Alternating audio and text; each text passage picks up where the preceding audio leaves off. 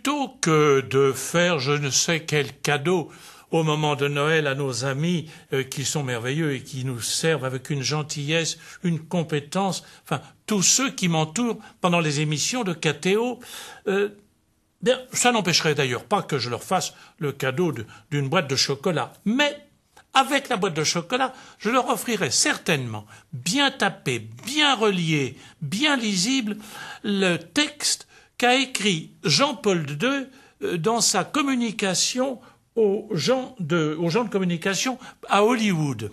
C'est un texte remarquable. J'ai rarement lu texte aussi juste, aussi avisé. On voit que celui qui l'a écrit, que Jean-Paul II, avait l'habitude de la communication, qu'il en connaissait les tentations, les dévers, oui, tout ce qui pouvait être, et en même temps la justesse, et le poids, et le prix, et le pouvoir. C'est un texte sublime. Avec quelle gravité le pape évoque le devoir, le sérieux de ceux qui ont à communiquer. Ah, avec quelle gravité. Cela me ramène un jour où j'en ai eu le choc. Et je vais donner à notre parabole simplement ce titre, un prix Nobel à Tahiti. On ne s'attendrait pas à la rencontre d'un prix Nobel et de Tahiti. Mon Dieu. Et pourtant, ça a été médusant. Médusant. Donc, je garde un prix Nobel à Tahiti. J'étais donc à Tahiti pour un certain nombre de semaines, avec un tempo, un emploi du temps très chargé.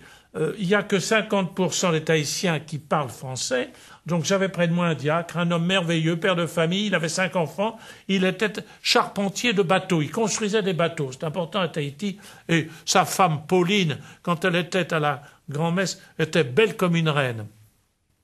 Donc Léon, qui m'accompagnait pendant toutes ces semaines, allant visiter les léproseries, les dispensaires, les écoles, etc.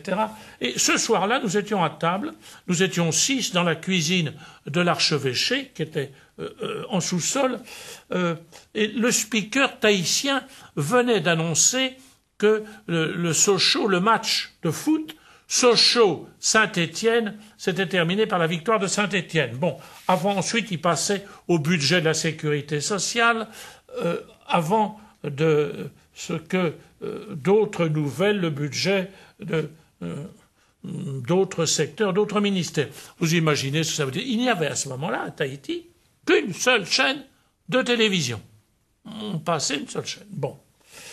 Puis tout d'un coup, le speaker prend un ton plus intime et il annonce « Le prix Nobel sera remis cette année, après-demain, à Mère Teresa de Calcutta. La cérémonie comptera cette année des conditions particulières. Il n'y aura pas de banquet.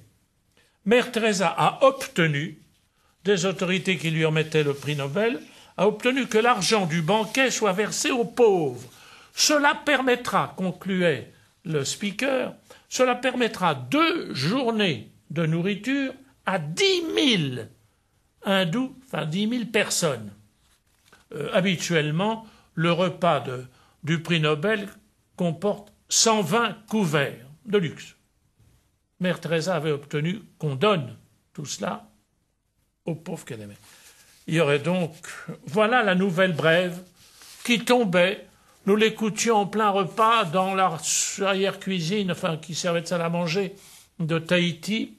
Ainsi j'apprenais par un Polynésien qu'une Albanaise avait obtenu d'un jury norvégien-suédois que des hindous soient nourris. C'était pour moi une merveille que la télévision puisse nous transmettre à l'autre bout du monde une nouvelle heureuse, une nouvelle positive, une nouvelle évangélique. C'était pour moi, quelle merveille. Je me suis dit, à partir de ce jour-là, je n'ai plus critiqué les médias. Mais je dois avouer, oh là là là là là là, qu'au milieu de tant de carnaval et de tohu-bohu, d'émissions un peu gnangnan, il y a bien peu de nouvelles pour Mère Teresa ou de Mère Teresa. Quant à KTO, Là, je vais vous faire une confidence. À certains jours, c'est chaque matin. La merveille de la communion, de la communication, de la communion des saints. Quelle merveille!